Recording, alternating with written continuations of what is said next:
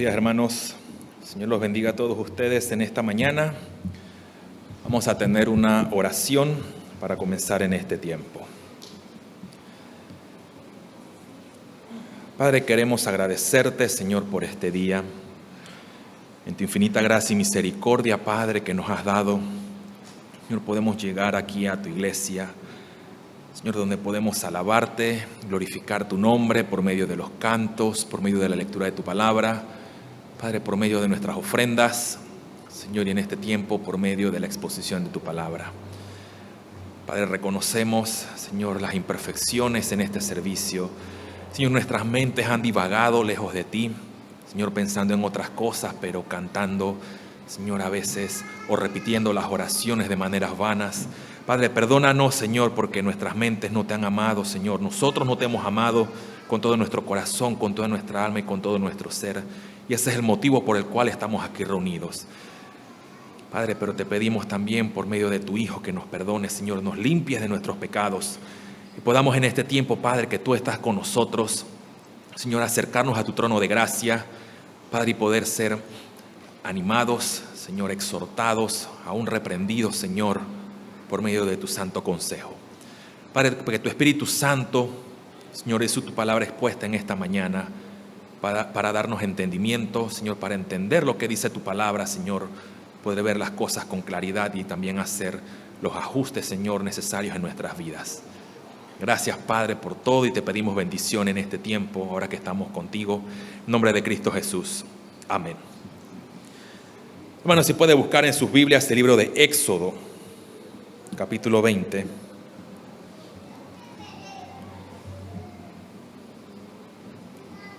Vamos a leer solamente el versículo 3. Dice así la palabra del Señor: no tendrás dioses ajenos delante de mí. Que el Señor bendiga su santa palabra en esta mañana, hermanos. Pueden tomar asiento.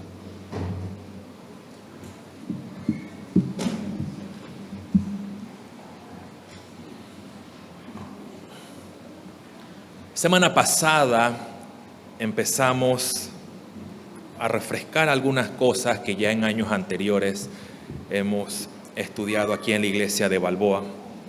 Y uno de esos tiene que ver con los mandamientos.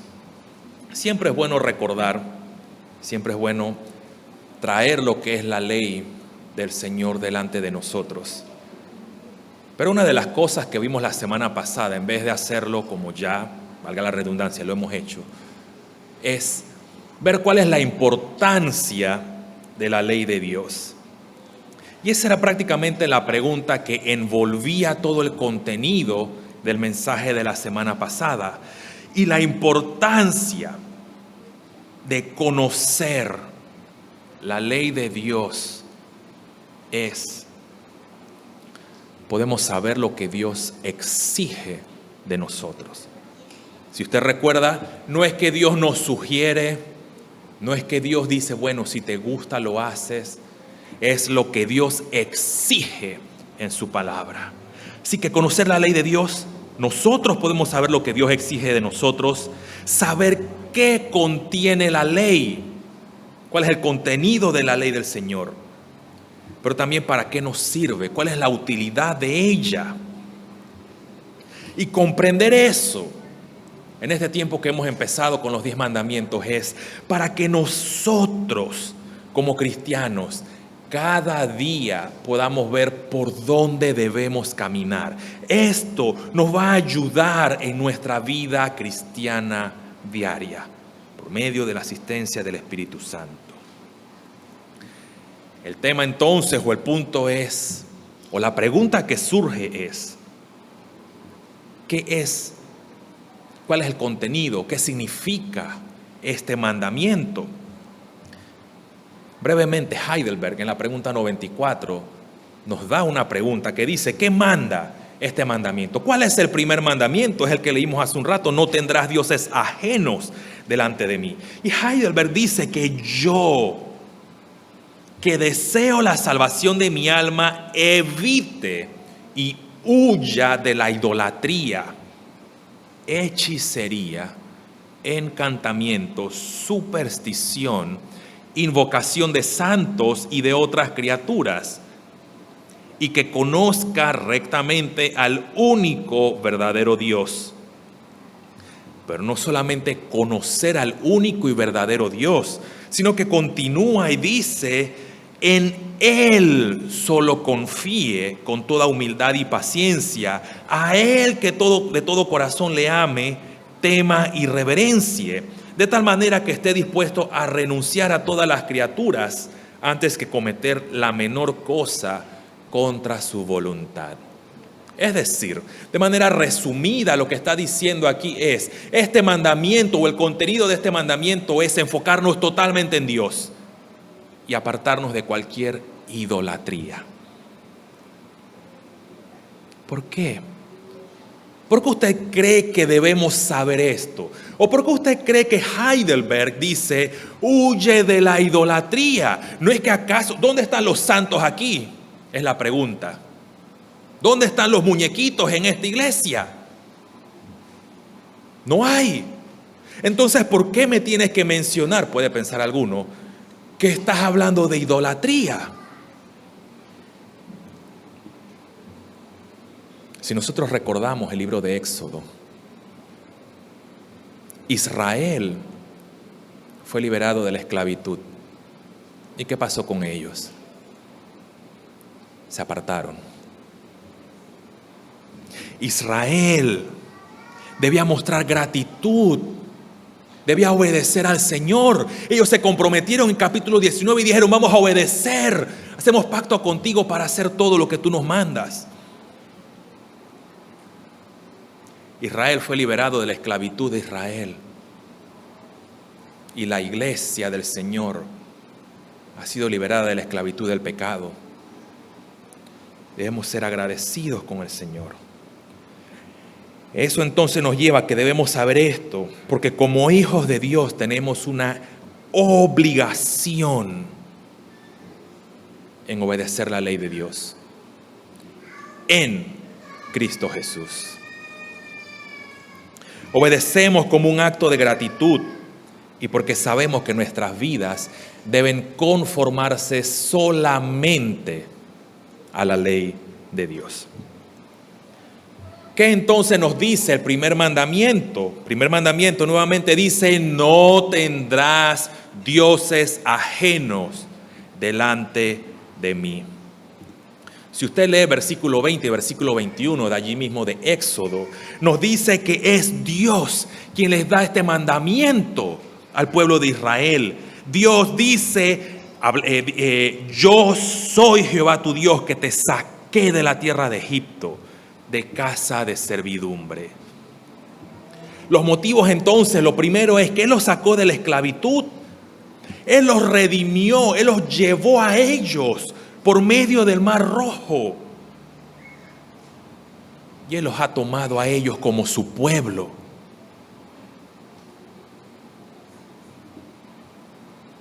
Los 10 mandamientos se dividen en 2 tablas. Obviamente, tabla 1 y tabla 2.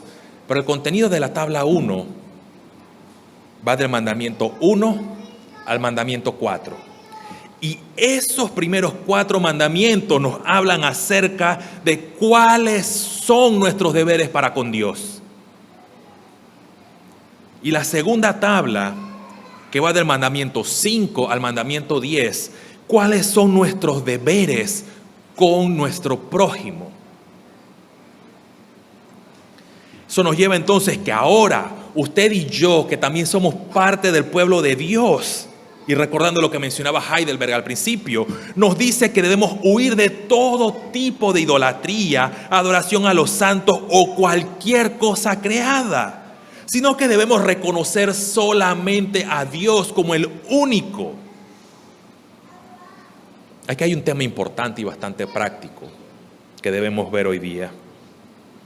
Y tristemente eso se está dando dentro de nuestras iglesias evangélicas y aún en contextos reformados se está dando.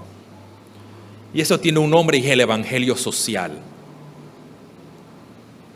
El evangelio social, promueve y dice erróneamente que el propósito principal de la iglesia es solamente dar ayuda social. No hay otro propósito que simplemente ayudar a los desvalidos, ayudar a las minorías. Y dicen que nuestro Señor Jesucristo vino para alimentar, reproducir los peces, dar un montón de pan y solamente sanar.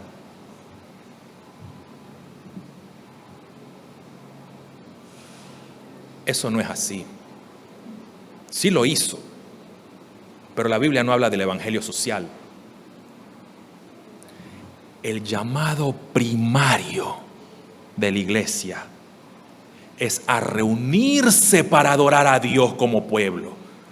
Que todos juntos podamos venir aquí, reunirnos, cantar al Señor, escuchar su voz por medio de la predicación del evangelio.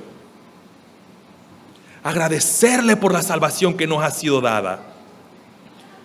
La iglesia no da ayuda social, porque para eso puede ir al Club Unión, puede ir a cualquier otro tipo de ayuda social que hasta el gobierno las da, pero eso no es la iglesia.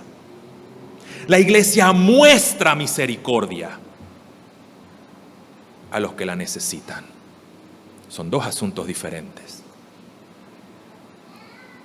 Pero la muestra de misericordia, la ayuda que dé la iglesia va unido con el evangelio, no va lejos del evangelio.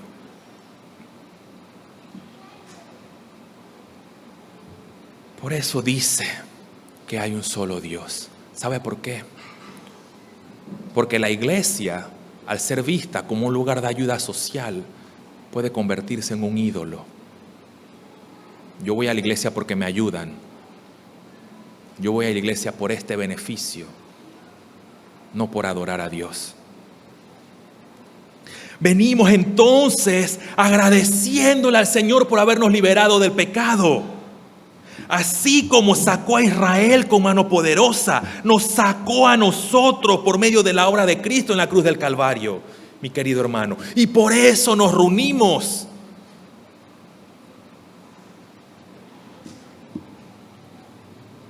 Este mandamiento, mi querido hermano, el primer mandamiento, no tener dioses ajenos delante de Él, nos habla dos cosas importantes. Uno, hay deberes exigidos. Y dos, hay pecados prohibidos. Dentro de los deberes exigidos, aquí cito la pregunta del 104 del Catecismo Mayor de Westminster, dice: ¿cuáles son los deberes exigidos en el primer mandamiento? Y leo: los deberes exigidos en el primer mandamiento son el que conozcamos y confesemos que Dios es el único Dios verdadero y que es el nuestro, y que conforme a esto le adoremos y glorifiquemos, pensando y meditando en Él, recordándole, teniéndole en la más alta estima, honrándole, adorándole, eligiéndole y amándole, deseándole, temiéndole, creyendo, confiando, esperando, deleitándose, regocijándose en Él, siendo celosos por Él, invocándole, dando toda alabanza y acción de gracias a Él, prestándole toda obediencia y sumisión con todo nuestro ser, siendo cuidadosos en todas las cosas que a Él le agradan y entristeciéndonos cuando hacemos algo con lo que le ofendemos,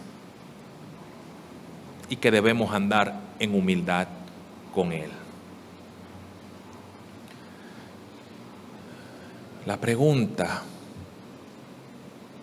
al principio dice: conocer a Dios y confesarlo como el único Dios verdadero.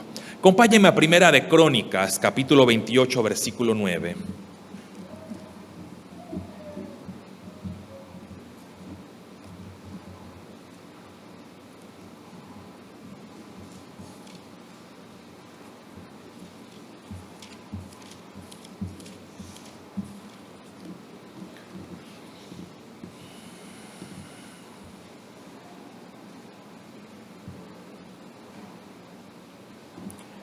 Dice así Primera de Crónicas 28:9. Y tú, Salomón, hijo mío, reconoce al Dios de tu padre y sírvele con corazón perfecto y con ánimo voluntario. Porque Jehová escudriña los corazones de todos y entiende todo intento de los pensamientos. Si tú le buscares, lo hallarás, mas si lo dejares, Él te desechará para siempre. Aquí hay una exhortación hacia Salomón de cómo debe tener presente a Dios cada día en su vida. Y lo primero dice, Dios como Padre, dice, reconócelo como un Padre. Pero también, como lo traduce la Nueva Versión Internacional, dice, un servicio perfecto de corazón y una buena disposición. Eso es interesante, buena disposición. Más que todos los niños pueden ser los que a veces les digan, vamos a la iglesia, ¡ay, yo no voy para allá! Aún a ellos hay que enseñarles que hay que venir a adorar al Señor con buena disposición. El Señor nos conoce bien. Usted me puede engañar a mí, yo lo puedo engañar a usted, pero nadie puede engañar a Dios. Y Él mejor que nadie sabe cuántos están atentos a su palabra, cuántos están dispuestos aún a morir por su verdad. Yo puedo decirlo de la boca para afuera, yo muero por todos ustedes y por la verdad. Y me imagino el Señor diciendo, no podemos engañarlo a Él. Conocer a Dios y confesarlo como el único en nuestras vidas debe ser algo diario. Una vez más, en la mañana estábamos viendo acerca de Heidelberg. Nosotros venimos aquí a la iglesia, y lo mencionas también hace un rato, para adorar a Dios. Pero no es solamente de domingo en domingo, es todos los días. Si debemos conocer a Dios y confesarlo como único en nuestras vidas, lo primero, en la iglesia. A veces pensamos que el solo decir, bueno, es que yo soy cristiano. Y es fácil criticar a aquellos que tienen ya sea un crucifijo o tienen un santo en su casa. Es que yo soy cristiano, yo soy evangélico. A poner una estrellita más, yo soy reformado. Y las confesiones condenan todo eso. Es fácil criticar eso. Pero conocer a Dios y confesarlo como único tiene que ser demostrado aquí, mi querido hermano, presente, domingo aquí en la iglesia. Cuando estamos en adoración al Señor. Fue bueno, y es bueno a veces estar acá adelante y escuchar cómo toda la congregación canta, porque para eso es que nos reunimos, para adorar al Santo Dios. Pero sonaba muy bien, sonaba bastante afinado, pero déjeme hilar un poquito más fino. ¿Cómo estuvo su pensamiento en medio de los cantos?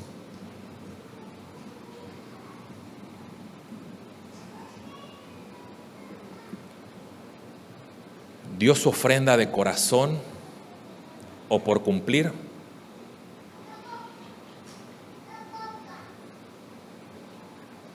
¿Estuvo atento a la lectura bíblica? ¿Fue de corazón su oración de confesión y el Padre Nuestro? ¿O simplemente fueron vanas repeticiones? Eso es en cuanto a la iglesia. En nuestra vida diaria, ¿está orando al Señor cada día?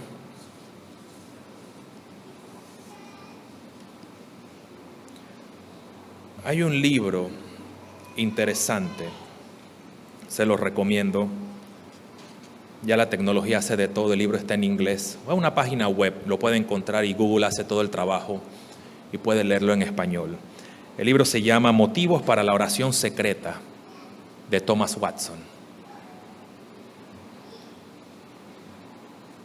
Y él hace un énfasis en la oración.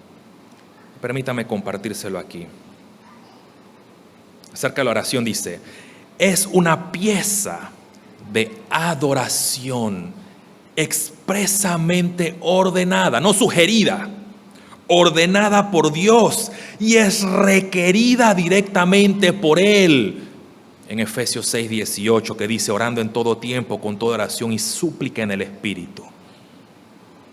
Y él pregunta: ¿contrarrestaréis entonces el mandato expreso de Dios? Si lo haces, será bajo tu propio riesgo. 2. ¿No estás comprometido en tu deber? ¿No son los votos de Dios sobre ti para el cumplimiento de la misma? ¿No fuisteis bautizados en el nombre del Padre, del Hijo y del Espíritu Santo para adorarlos? Y eso en todas las partes de la adoración, de la cual la oración es la principal. ¿No han sido algunos de ustedes admitidos a la mesa del Señor cuando profesaron renovar sus compromisos bautismales? Y tal vez algunos de ustedes tengan votos de lecho de enfermo con ese propósito. Un tercer motivo dice: ¿no tenéis pecados secretos, deseos secretos y tentaciones secretas? ¿Y no tendréis oraciones secretas adaptadas a cada uno, pidiendo al Señor el perdón de vuestros pecados secretos, la provisión de vuestras necesidades secretas y la gracia para resistir y vencer vuestras tentaciones secretas?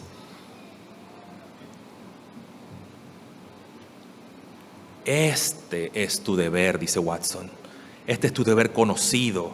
Y por lo tanto recuerda que el siervo que conoció la voluntad de su amo, pero no la hizo, será azotado con 2 azotes. Así lo tradujo el documento, ¿no?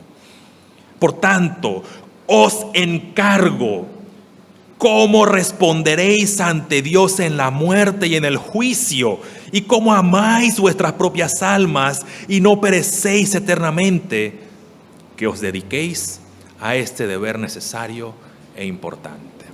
En otras palabras, lo que dijo Watson es un mandato orar. Y si no lo haces, es desobediencia y tú eres responsable delante de Dios. Las consecuencias las sufrirás tú y yo si somos negligentes. No hemos adorado a Dios como Él manda. No le hemos tenido presente como Él dice: no tendrás dioses ajenos delante de mí, o no tendrás otros dioses delante de mí. Algunos de nosotros necesitamos bajar de peso, pero la pregunta es: ¿come usted del pan diario del Señor? Mateo 4:4 nos dice: no solo de pan vive el hombre, sino de toda palabra que sale de la boca de Jehová. Nuestro Señor dependió totalmente de la palabra de su Padre.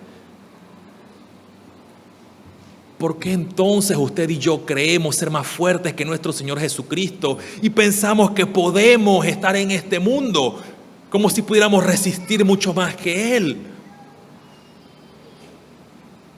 Somos llamados a vivir de acuerdo a sus mandamientos y sus estatutos. Es lo que nos dice Deuteronomio 26:17. Es más, déjeme buscar y leérselo. Deuteronomio 26:17. Has declarado solamente hoy que Jehová es tu Dios y que andarás en sus caminos y guardarás sus estatutos, sus mandamientos y sus decretos, y que escucharás su voz. Y eso es lo que usted y yo hemos hecho en el momento que hemos creído en Cristo. Hemos dicho: Señor, yo voy a hacer lo que tú me mandas. Estoy comprometido delante de ti a solamente tener un solo Dios.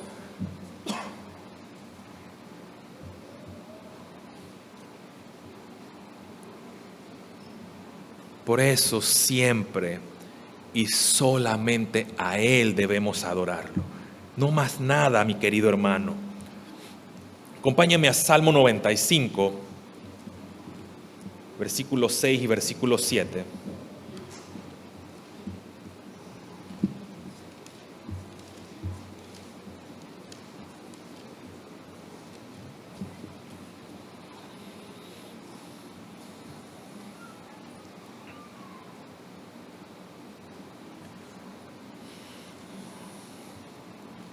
Salmo 95, versos 6 y 7 dice: venid, adoremos y postrémonos, arrodillémonos delante de Jehová nuestro Hacedor, porque Él es nuestro Dios, nosotros el pueblo de su prado y ovejas de su mano. Hasta allí está bien esa parte.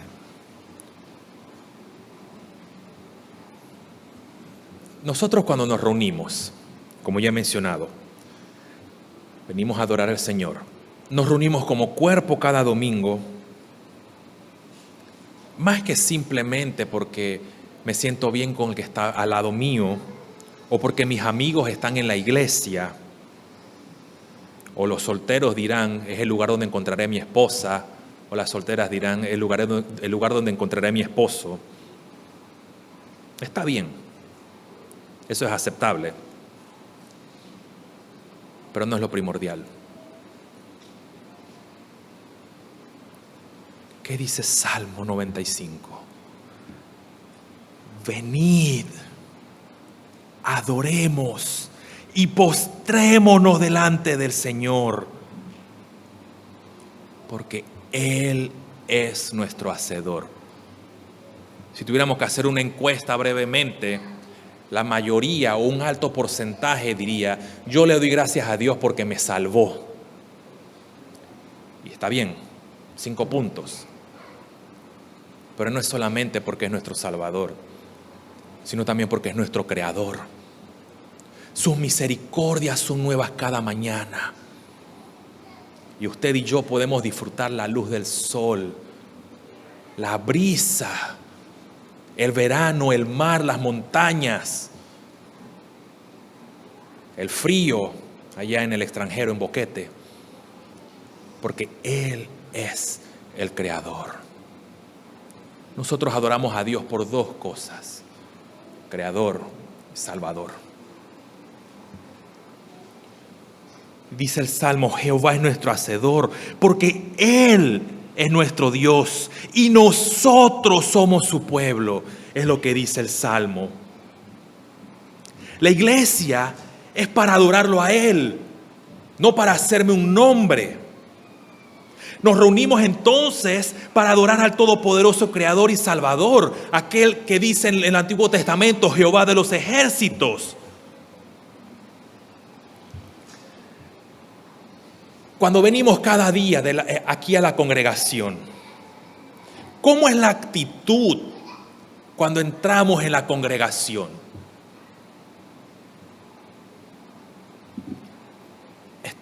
Estamos conscientes de que cuando pasamos por esa puerta, estamos entrando delante de la presencia de Dios, estamos delante de su trono de gracia, frente al Señor, para que nos hable por medio de su predicación.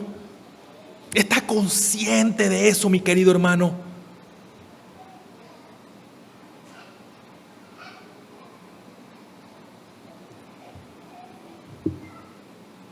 Por eso se debe enseñar desde muy pequeños que cuando nosotros estamos delante de la presencia de Dios es con reverencia. como dice el Salmo, cayendo de rodillas prácticamente. No estoy diciendo como los católicos romanos que entran y se arrodillan y después siguen. No estoy hablando de eso. Estoy hablando de la actitud de adoración. Porque es Él el que se merece toda alabanza y adoración. No solamente cada día, sino también al reunirnos como el pueblo del Señor. Cada día del Señor. El problema que sucede con nosotros, hombres y mujeres, hemos sido redimidos, pero todavía luchamos con nuestra naturaleza pecaminosa. ¿Sabe cuál es el problema? No comprendemos todavía la santidad de Dios. Nuestra mente es una mente limitada y no puede comprender lo majestuoso, lo excelso, la santidad de Dios. Por un lado debemos tener presente lo santo que es Él y nosotros los pecadores que somos. ¿Sabe lo que dice Juan Calvino con respecto a este tema? ¿Usted quiere conocer más a Dios? Estoy parafraseándolo. Debe conocerse también a sí mismo. ¿Sabe por qué? Porque entre más consciente estoy de mi pecaminosidad, de mi inmundicia, de que no soy digno de nada, muestra la grandeza de Dios. Muestra lo santo y puro que es Él. Dentro de los deberes exigidos entonces es conocer a Dios, confesarlo a Él como el único Dios verdadero. Y solamente a Él debemos adorarlo. También hay pecados prohibidos. Pregunta 105 del Catecismo Mayor dice: ¿cuáles son los pecados prohibidos? La respuesta dice: los pecados prohibidos en el primer mandamiento son el ateísmo, esto es, negar a Dios o no tener Dios alguno; la idolatría, o el tener o adorar muchos dioses, o a algún otro como el verdadero Dios o en lugar de Él. Eso no es conmigo.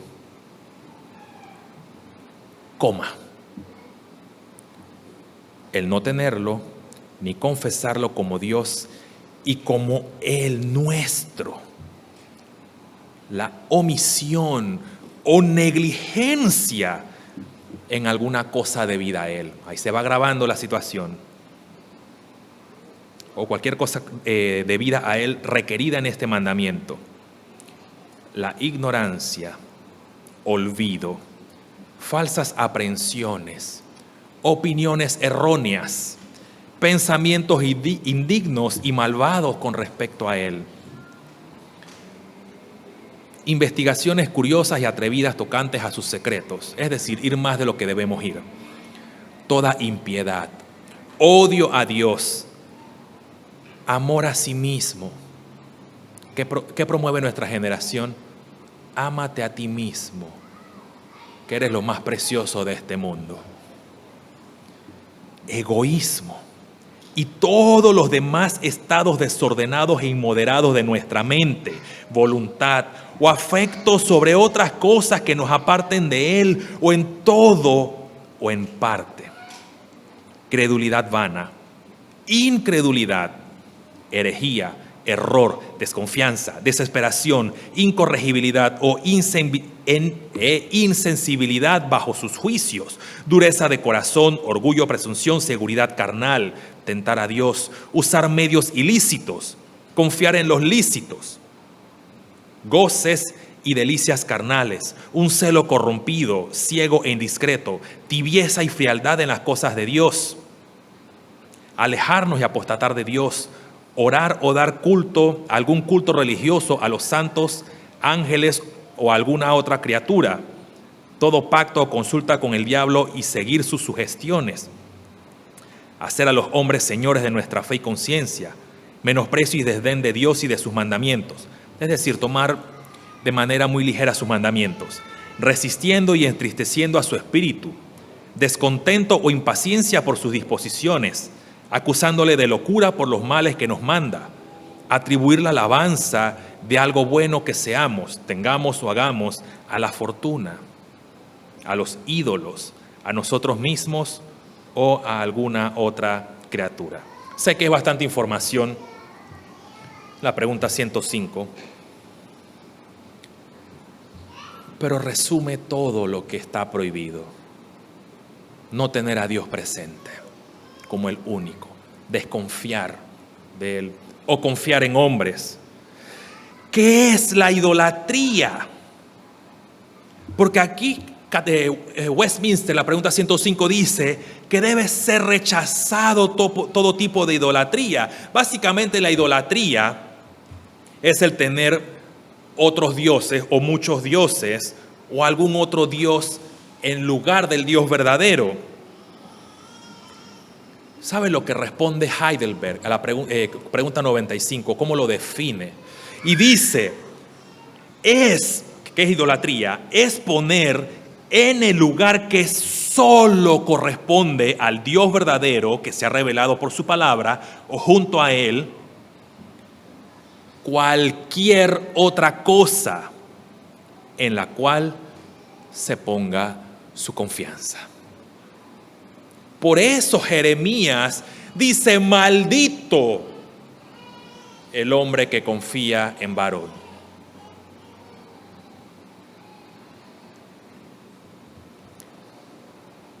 ¿Puede el hombre crear un Dios y llamarlo su creador? Si usted lee Jeremías 2 y también alguno de los salmos, dice, ¿puedo tomar yo una piedra o un pedazo de madera y tallarlo y decir ahora, este es mi Dios, este es el creador, este es el que me hizo cuando yo lo hice con mis propias manos?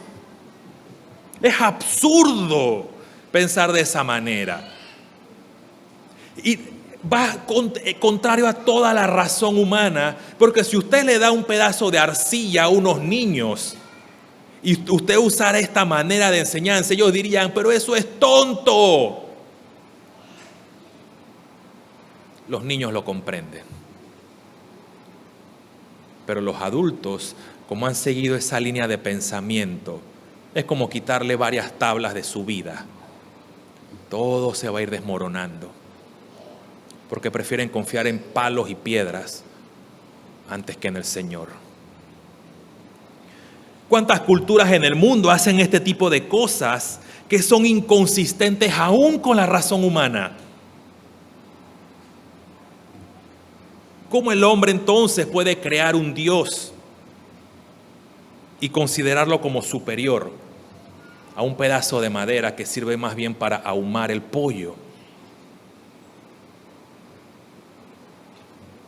Eso es fácil de criticar. Es fácil para nosotros señalarlo. Pero ¿qué de aquellos ídolos que están todavía en nuestras vidas? Voy a nombrar algunos nada más. El dinero. El dinero no es malo. El amor al dinero es malo. La avaricia es pecado. ¿Qué tal de la comida? La gula, la glotonería. Es quebrantar el mandamiento número 6, no matarás, dentro de los pecados prohibidos. Porque yo quiero. ¿Qué de aquellos o qué tal de codiciar los bienes de otros? ¿Compraste el último modelo del celular? Sí, bueno, yo voy por el otro que sale en 2 días. Y nos las pasamos en eso. Y decimos, no hay nada de malo en eso. Está bien. Pero son ídolos que están allí. ¿Sabe lo que Juan Calvino dice en la institución de la religión cristiana? El hombre es una fábrica de ídolos.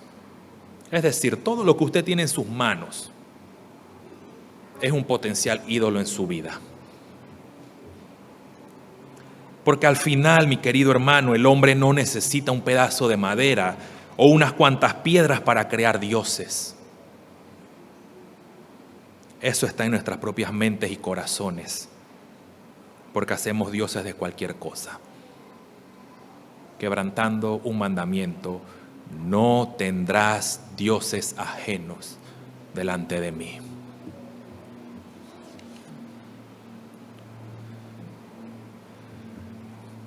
Una pregunta importante también a considerar: ¿cómo ha llegado a ser el Estado un Dios en la vida de muchos, aún de muchos cristianos? El Dios Estado. Queremos, resuelve. Es exactamente lo mismo que pasó en el libro de Éxodo. Es mejor cuando comíamos cebollas y ajo. Pensamos que el Estado resuelve la vida. Señor Estado, por favor, provéeme. Eso no es tener a Dios como primer lugar. Somos llamados a enfocar nuestra mirada solo en Él, al Dios vivo y verdadero. Y sabe que hacer esto, de no tenerlo presente, de desviar nuestra mirada del Señor, produce frialdad, produce endurecimiento, como hoy día es evidente. La misma pregunta o la respuesta a la pregunta dice que produce tibieza y frialdad en las cosas de Dios. Acompáñame al libro de Apocalipsis, capítulo 3.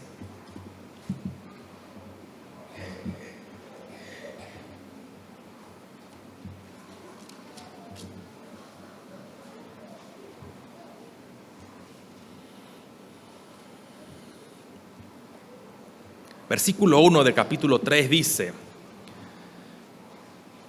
escribe al ángel de la iglesia en Sardis, el que tiene los 7 espíritus de Dios y las 7 estrellas, dice esto: yo conozco tus obras, que tienes nombre de que vives y estás muerto.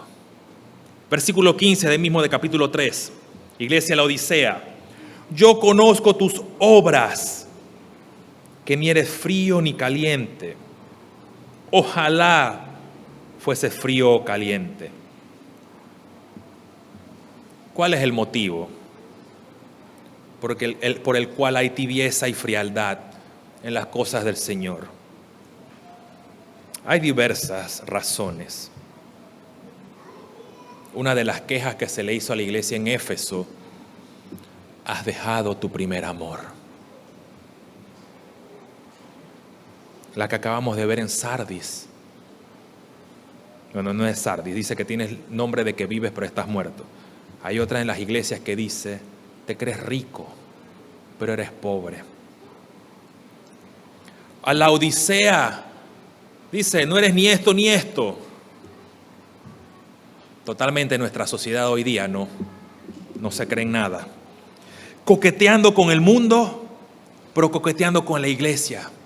Ni frío ni caliente.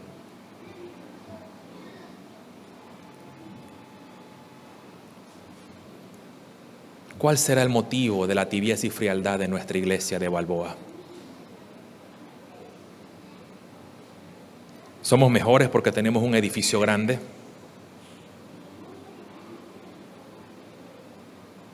Vamos a celebrar el aniversario, tenemos 114 años.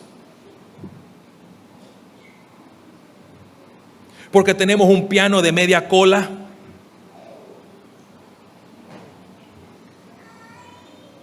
Porque somos reformados.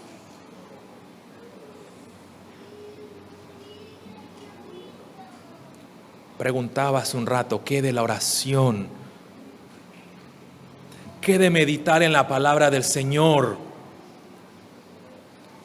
Sabe que muchos de los problemas, muchas de las situaciones, conflictos, no empiezan por el prójimo, empieza por uno mismo.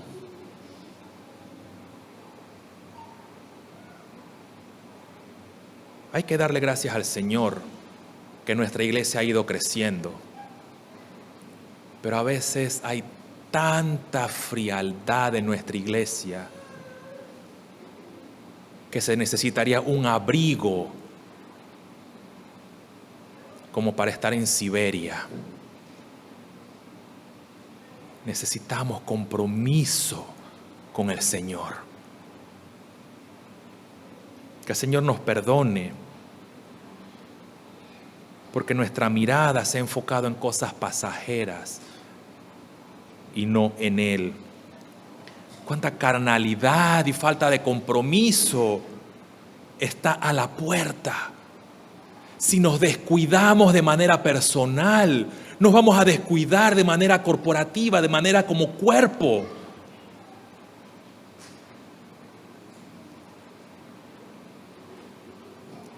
Por eso no debemos vivir de dicha manera. Debemos tener presente que hay un solo Señor. Porque si no tenemos al Señor como primero, entristecemos al Espíritu Santo. En Hechos 7:51, Esteban hace una fuerte predicación que le cuesta su vida. Él le dijo: ustedes mataron a Cristo, así como todos sus padres, ustedes también lo mataron, rechazaron a Dios.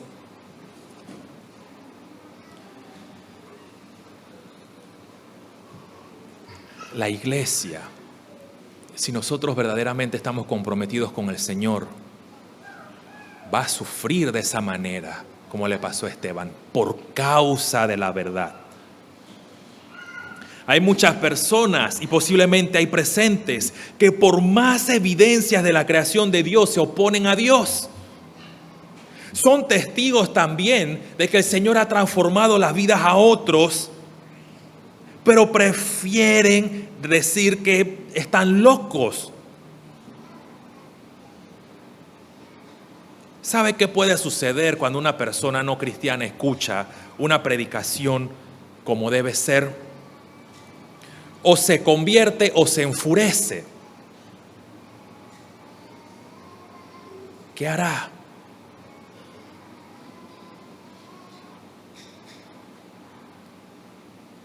El creyente debe vivir de acuerdo a lo establecido por las Escrituras y sujetarse a eso. Efesios 4:30 dice: no contristéis al Espíritu Santo. ¿Sabe por qué?